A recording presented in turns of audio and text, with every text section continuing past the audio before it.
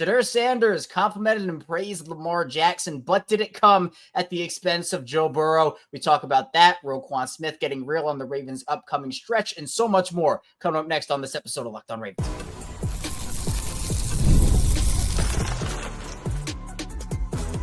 You are Locked On Ravens, your daily Baltimore Ravens podcast. Part of the Locked On Podcast Network, your team every day. Welcome into another edition of Locked On Ravens, your daily Baltimore Ravens podcast. I'm your host, Kevin IceShaker of Ravens Wire, here with you on the Locked On Podcast Network, your team every day. Thank you so much for being here, making Locked On Ravens both a part of your day and your first listen each and every single day. As always, we're free and available for you on all podcasting platforms. That includes in video form. You can like and subscribe on YouTube, turn notifications on there, and in audio form where you can follow along and subscribe over there as well. The same show, obviously, both ways, both video and audio, so you're not missing out on any content either which way. We're a 5-day-a-week plus more daily Ravens podcast, so if you want daily Ravens news, analysis, updates, and so much more, be sure to keep it locked on right here on Locked On Ravens. Today's Purple Friday edition of Locked On Ravens is brought to you by FanDuel. You can start the season with a big return on FanDuel. New customers can place a $5 bet. You can start with $150 in bonus bets if you win your first $5 bet. Visit FanDuel.com to get started. Here with us on this Purple Friday is former Baltimore Ravens wide receiver and Super Bowl champion Qadry Ismail. And Q, was a stress-free week for the Ravens last week, although it kind of wasn't with the whole Deontay Johnson situation continuing to unfold the way that it did. And now the Ravens are looking to get back on the right track coming off of that tough loss in Philly. You have 4 games to do it, and you can essentially, Q, split this season up into 3. You got before the bye week, you got after the bye week, and you got the playoffs. So if you want to look at it that way, season number 2 getting underway in just a few days. Yeah, it is. I just think this is where you play your best football. You recognize your weaknesses. Other teams clearly are going to be honing in on what you do and don't do. And if you get it done, the reward is great. You get the extra opportunity, the extra season, if you will. If you falter or if you blink at any moment, Houston Texans, Pittsburgh Steelers, the doggone Cleveland Browns, if you flinch at any moment of those games, then yeah, basically your season is done. I think at the same time, the elephant in the room is that we got to look at it one game at a time. And of course, we're about to get into the New York Giants.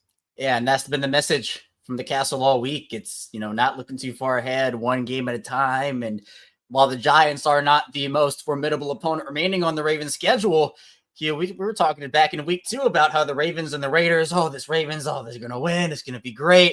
And then Gardner Minshew comes in and just absolutely beats you down. So you cannot overlook any team. So we'll get into that most definitely. But I first want to talk about some of the stuff that's circulating across the social media airwaves over the past 24 hours, and that is Shedeur Sanders, who might be a member of the New York Giants next year based on how everything is going. Who knows? He was talking about Heisman winner quarterbacks. This was on the 2 Legendary podcast, I believe, and Shedeur was asked about which Heisman quarterback it kind of speaks to him and is influential for him, and he mentioned Joe Burrow. He said, okay, Joe Burrow. And he said he developed a work habit and a work ethic that anybody can develop. So he's realistic. And then he said, versus Lamar Jackson, he said, I could try whatever I'd want to try. I could do all these workouts, and I could never be Lamar Jackson. He's special. He has his own category. So high praise for Lamar. And again, Shedeur made it clear that, he wasn't trying to hate on Joe Burrow. That's not what he was doing. But when you kind of take what he said, it's like, yeah, Joe Burrow has developed a very good work ethic. Obviously, he's come back from multiple major injuries, ligament injuries that could derail anybody's career, but Joe came back from those.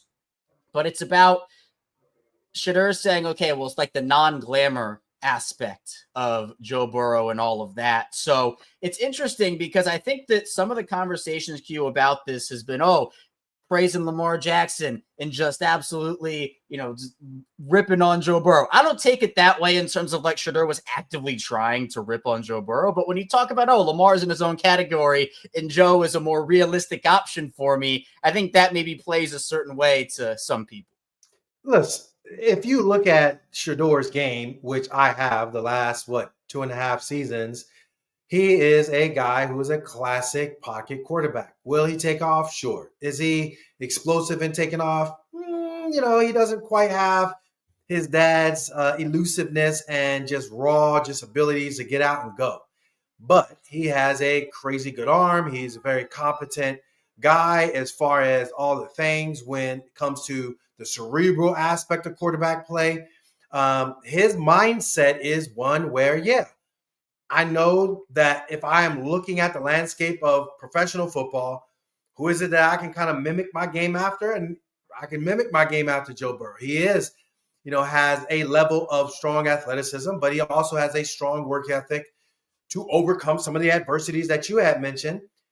I think for Shedeur, he has some of the things that you're looking for, kind of Joe Burrow-esque, and that's fine. I mean, Lamar is one of one when it comes to the dual threat element of it all. We saw it, with Jaden Daniels, not quite, up to snuff with that regards. We saw it, he's old now, in the sense of Kyler Murray, but Kyler doesn't have what Lamar has. Tua kind of is in that category of Joe Burrow and how Shedeur might even pattern after his game. I think it's foolish if you think this is a dig against Joe Burrow. I think that's high praise for him to put himself or try to model his game after Joe's and be like, this is a guy that I want to emulate. And if he does, man, that franchise, whoever that franchise is, I mean, they're going to be like, yes, we got our franchise quarterback, and off you go. Well, look, I think that from what Shedeur said, I think he is both complimenting Lamar and Joe Burrow.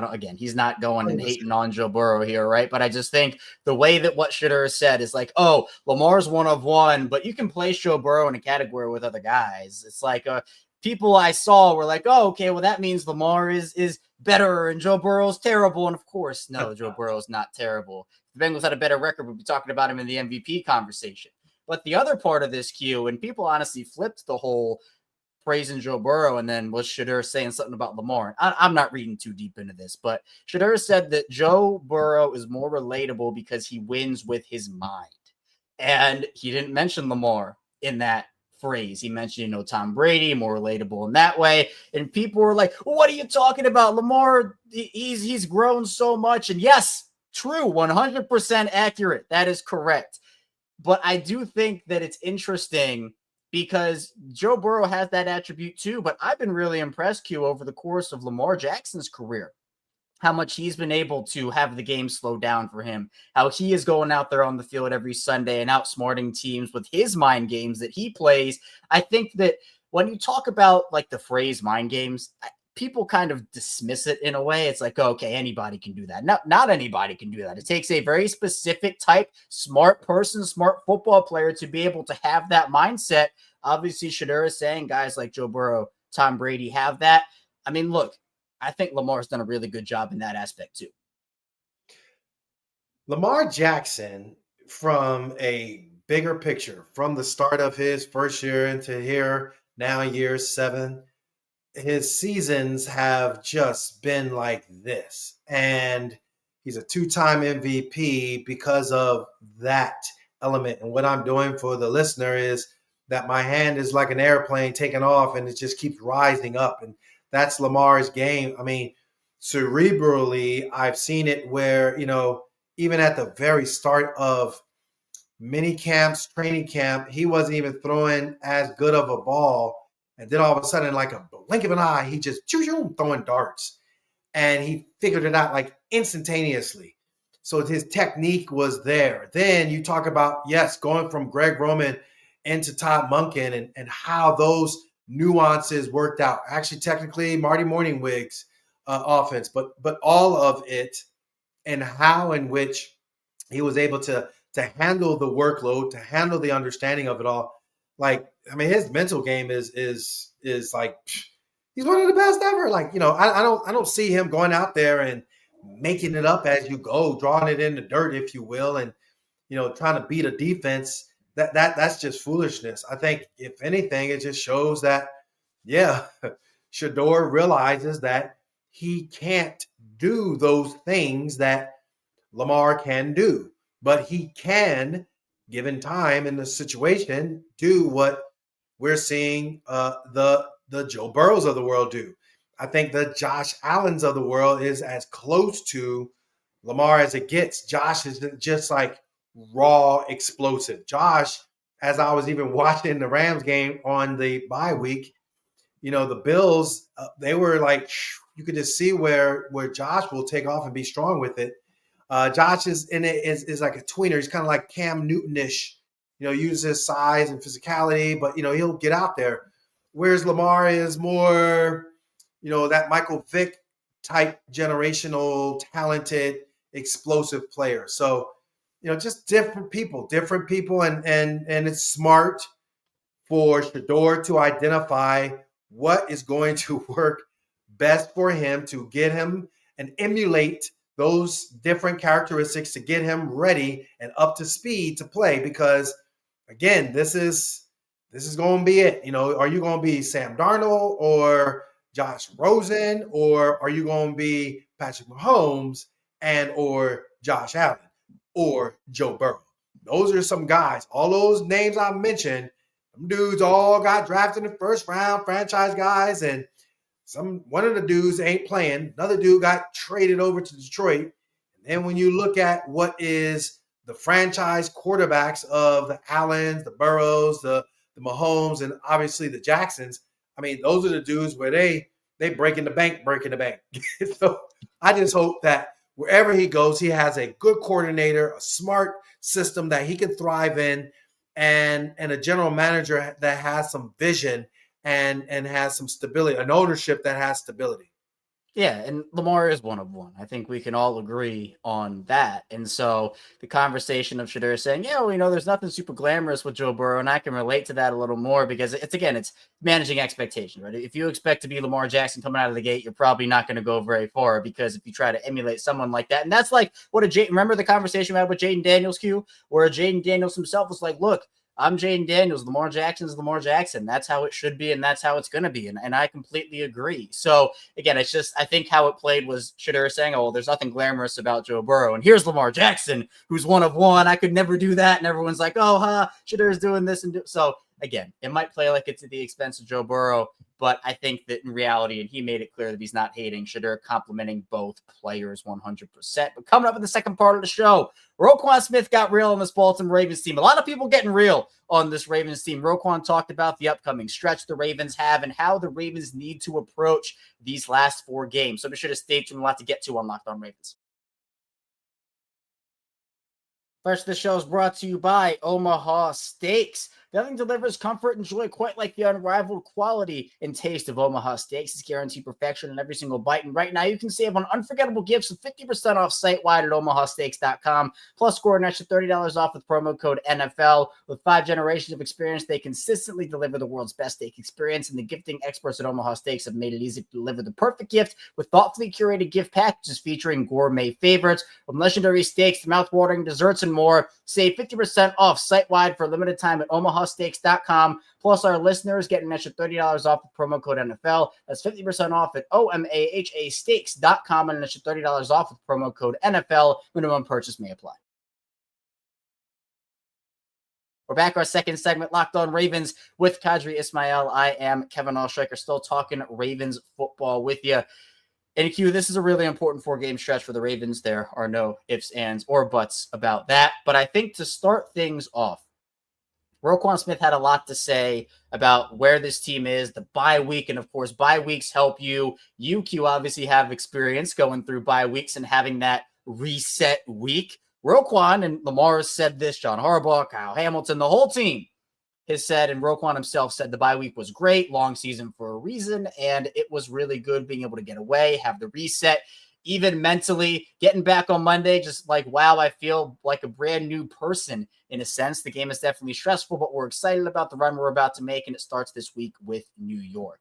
For you, Q, going through your bye weeks and kind of getting that reset period, how real is the actual reset aspect of this? Maybe depending on whether the team you were on was doing well, whether they were struggling. I think it has different benefits in different ways, but I think some people maybe downplay just how important a bye week can be for a team. Yeah, bye week is super critical. One of the first things that a guy looks for, a veteran looks for when a schedule comes out, he'll actually go through and like, all right, how many home and away games we have as far as in a row and, what's the furthest travel.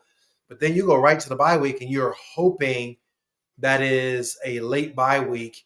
Maybe not as late as this one, but relatively speaking, a late bye week.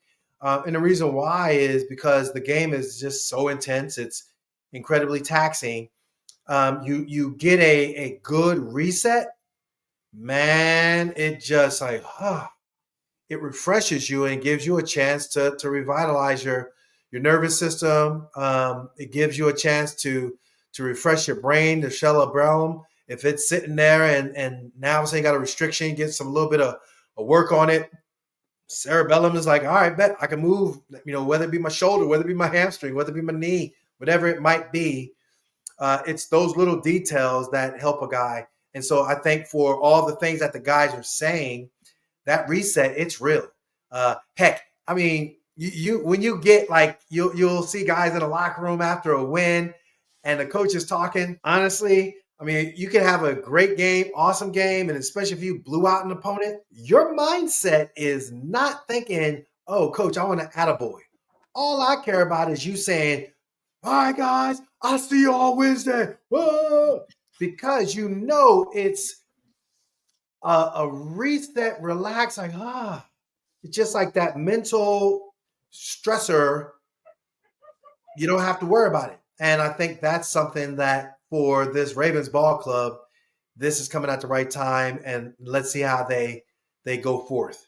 Yeah, I think when the schedule came out, I know we talked about this, it was almost like, wow, it's really late bye week. Like you mentioned, Q, maybe not as late as a week 14, but the reset, I think, in multiple different ways was needed, and they really needed it because they have a brutal stretch upcoming here. 3 games in 11 days. Roquan was asked about that, and, I think we got some pretty Roquan Smith-esque quotes on Thursday from Roquan. It feels like the first time in a while we've kind of heard stuff like this, Q. But he said, line it up, chin up, chest out like I always live by. I don't really care too much about that just because at the end of the day, when there's an opponent out there, that individual is trying to provide for their family. So regardless of how bad someone is hurting or what they're thinking mentally, you got to go put it all out on the line because that's your job and you're trying to provide for your family as well and for yourself. And hey, that's all facts right there, first of all, from Roquan. But 3 games, in 11 days, Q. That's going to be no easy task for this team. The Steelers also, by the way, have to go through it, and their schedule compared to Baltimore's is an absolute gauntlet. But you play who's in front of you, play how the schedule makers line it up for you. But obviously, Q, you have expertise in recovery and keeping bodies right and getting bodies right.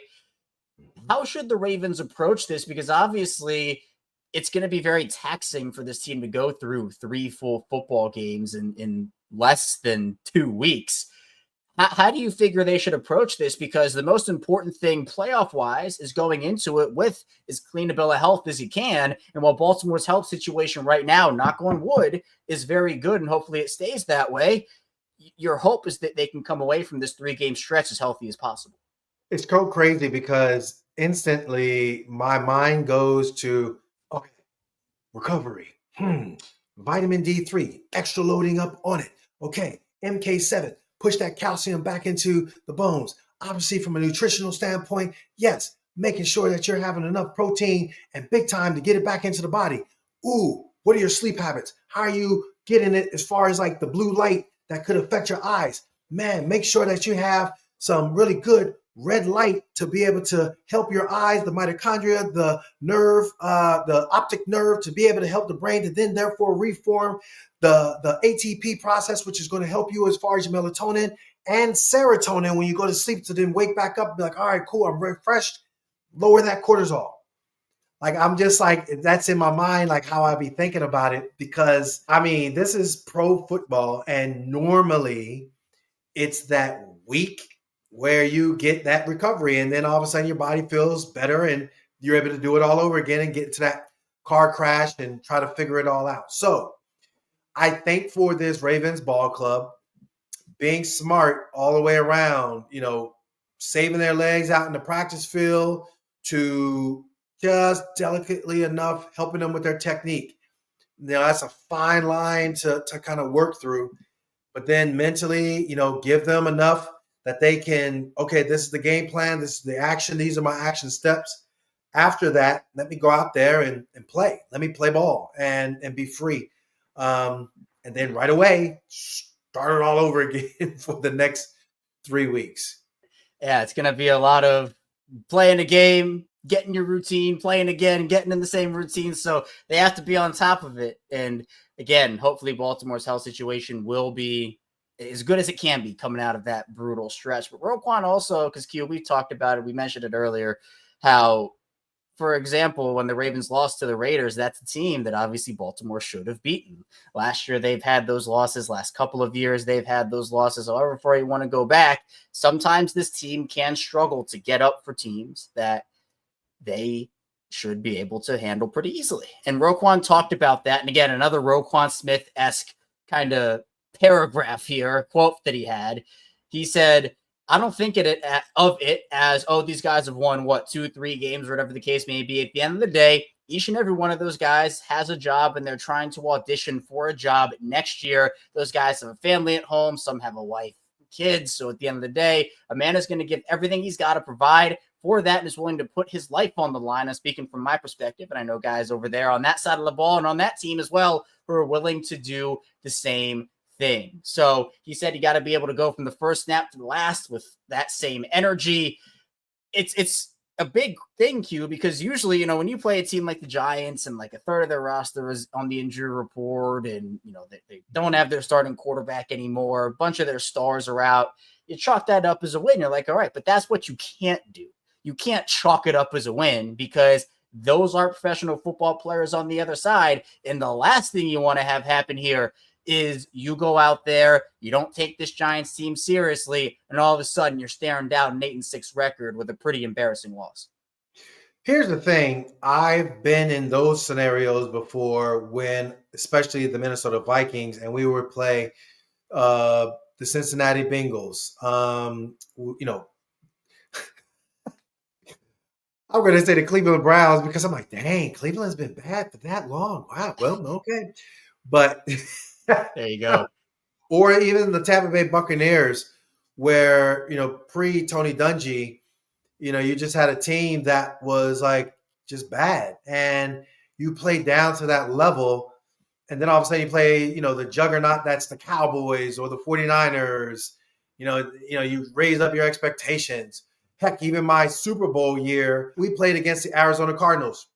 Perennial, just bottom dwellers.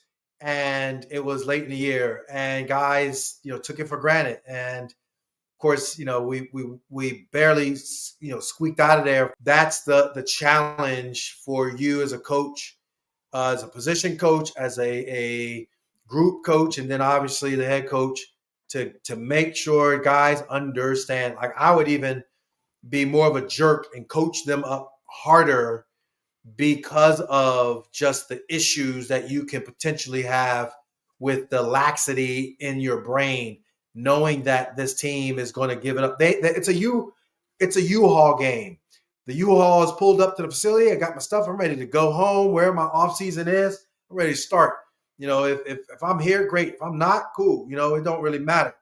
I think for the Ravens, it's like, we can't allow that U-Haul game on our side of the ball anyway to be it's more of a championship run game, which is, you just don't have time to play down to their level. If the game is over, first half, that's great. 38, 13, great. And then you just be strong, smooth, and deliberate in that second half. Notice how I just gave you a little preview. But anyway, that is what you're trying to do. Man, Q's on top of it when he's already mixing our second and third segments together for a perfect transition in. So, of course, coming up in the final part of the show, we're going to talk about more why Baltimore needs a statement game in New York, or I guess technically New Jersey. So be sure to stay tuned. A lot to get to on this Purple Friday edition of Locked On Ravens. First, the show is brought to you by FanDuel. Get ready to tackle the NFL action with FanDuel, America's #1 sportsbook, because right now, new customers can bet $5, get $150 in bonus bets if you win. The FanDuel Sportsbook app gives you everything you need to place live bets on the NFL all in one place. So when you get 100 in the middle of the game, you can check out the latest stats with live play-by-play and so much more on the same page where you place your bets. Just visit FanDuel.com to join today. We'll get started with $150 in bonus bets if you win your first $5 bets for that Ravens and Giants game. Ravens are 16.5-point favorites, a monster spread for Baltimore. That's FanDuel.com. Never waste a hunch and make every moment more. FanDuel, official sports partner of the NFL. Back here on Locked On Ravens, Kevin IceShaker and Qadry Ismail still talking with you here on Locked On Ravens. Be sure to hit that like and subscribe button in video form and follow along in audio form as well. It's the same show, both in audio and in video. At the time of this recording, we're less than 50 subscribers away on YouTube from 10,000, which is an incredible goal on Locked On Ravens. So maybe by the time you're listening, we've hit that goal or we're closer to it or whatever it may be. If you want to be a part of that journey in video form, be sure to hit like, subscribe, and turn notifications on. And also in audio form, that community growing at such a rapid pace as well. Q, this Ravens team, I think, needs a statement game against the Giants. I think we've talked about it. And continuing our conversation from the second segment, I just think it can be the start of something great where you have that Pittsburgh game the next week. I mean, we can make the argument like, if the Ravens lose to the Giants, they're going to be this angry team going to play Pittsburgh, and that's going to help. I don't want to deal with that. I don't want to talk about that. I want to talk about a team that wins by 20-plus points against the team that apparently there was a report, and actually I'm going to pull it up right now. I'm just now remembering it. There was a report about the Giants and their practice. It was heavy wind. I believe there was rain as well, and the Giants with Tommy DeVito in practice on Thursday struggled badly. Here it is, Jordan here, where Jordan from ESPN. Yep, Jordan talked about just watched the Giants struggle badly at practice during a red zone drill and cold and heavy winds, 32 miles an hour. All 17 passes went incomplete. 0 for 17 in the red zone, Jordan reporting here. I mean, to me, Q, you look at the sports books and our friends over at FanDuel, 16.5-point favorites the Ravens are in this game. What amount of points do the Ravens have to win by at a minimum to make you feel good about this game? Because I'm thinking 2 touchdowns at a minimum to make me feel good about this game. If like you said, if you squeak out a win against this Giants team, I don't think that makes anybody feel good. Yeah, I don't even want to talk, squeak out. I don't want to talk close. I don't want to talk, it's the weather or it's this or it's that. No, I don't want to talk any of that. If you were, I don't know, if you were playing like Patrick Mahomes and them were playing and you were squeaking out wins and you came up against the Carolina Panthers and you kicked the game winner, then you come up against the Chargers and you doink one in to win your division and you have home field advantage and nobody else can go to the Super Bowl unless they go through you, well, in my mind, then you could squeak out something against the Giants. But we ain't there. We need the psychological, physiological, and all the other logicals to hook this thing up and make sure that we leave no stone unturned. Offense, defense, and Justin Tucker. All right, let's go. Everybody needs to be hands on deck. Everybody. And that's that. That's not, it's Derrick Henry, 175 yards rushing, 2 touchdowns. It's literally Lamar Jackson. Mama cussed me out. Well, she ain't cussing me out this time because I'm going to go for 400 total yards. I'm about to say all purpose, but that's college. Total yards where I just slung it around, and now Zay Flowers, he's going to be jumping up and down because he's going to jumping up and down because I'm going to hit him right in the chest. I ain't going to be having that high ball right there. And all of a sudden, I'm going to just take off just because I want to. My offensive lineman is going to be just protecting me. I'm going to just sling it down the field. Man, Mark Andrews is going to be having a blast. All of that. We want all of it. We want that crazy wind. So Justin Tucker be like, I'm the GOAT. I've done this my entire career in worse conditions than this. Let me just show y'all what's what. Like, come on. This is not even a thing. This is where you put it to bed. Like, let's go. Let's go.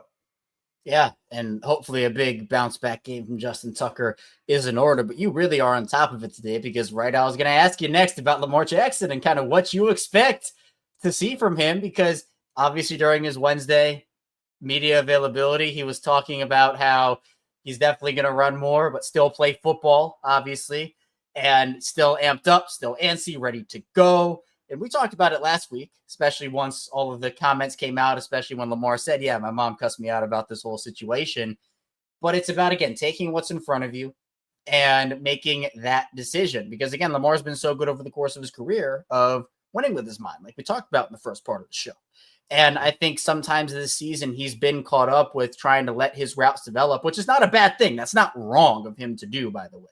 But it's just a matter of seeing what's there, making that split-second decision and saying, I'm either going to take off here or someone's about to break open. Let me wait for an extra second. So do you expect to see, Q, a different Lamar Jackson coming out of this bye week? What I'm hoping to see is that when, yes, the play/offensive line, they break down, that he strategically sees a lane and goes.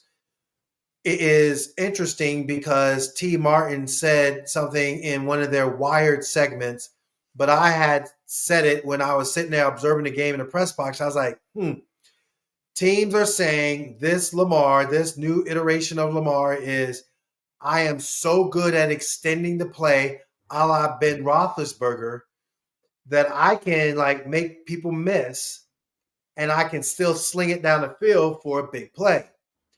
I think what's happening is you're seeing that they're kind of getting a guy free because of the offensive lineman tripping.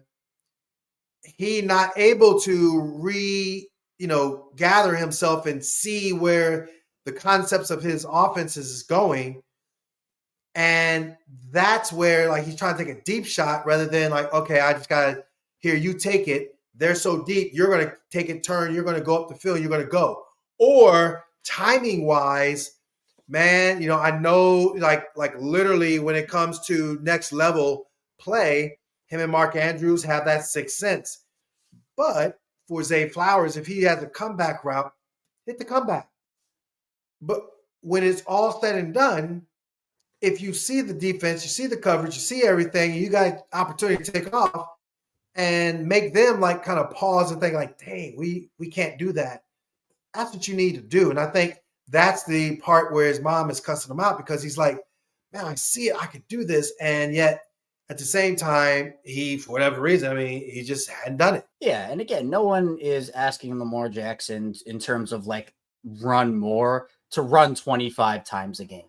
I just think it's a matter of that decision that you were talking about in that split second and saying, hey, there's a lane. Let's assess and let's see what's the best. Because again, when Lamar is not taking those lanes, it is letting the defense off of the hook because he is so good with his arm and with his legs. He essentially is making the defense not worry about one of the absolutely best parts of his game because arm and legs, those work in tandem for him. He's so good with both of them, but he needs to use both of them in a way that can keep defenses on their toes. We've seen him do it before. This is not like a new thing that people are asking Lamar to do. I just think that, again, as he gets into the swing of things after the bye week, I think we'll see a different Lamar Jackson in that way. But Q, appreciate you as always. Thank you so much for hopping on, talking some Ravens football. Please tell people where they can find you and what you're working on. I know you're repping with the sweatshirt, and I see the little thing peeking out in the corner right there, missiletraining.com. Yeah, man, it is all about missiletraining.com, where you can come interact with me. Missiletraining.com. Doesn't matter if you're age 6 all the way up to my oldest client is 85. It's about human and sports performance movement. It's about enhancing your ability to help yourself be durable as an athlete and as a person trying to go throughout their life and their day. I have parents, team training. I have college athletes, pro athletes, doesn't matter. You come to missiletraining.com, shoot me a message. We'll interact with one another and we'll get a consultation started. And actually, I'll say this for the holidays.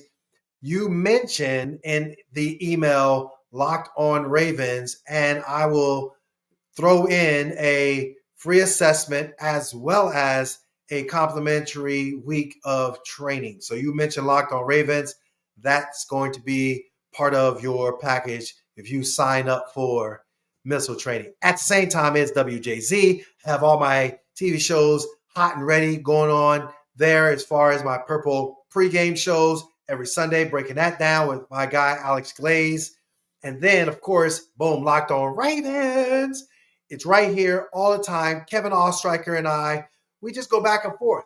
It's a really awesome opportunity to listen in and get some understanding of what the flock might be thinking, because we got that sixth sense of what everybody is breaking down. And Kevin and I, we just love talking with you, interacting with you.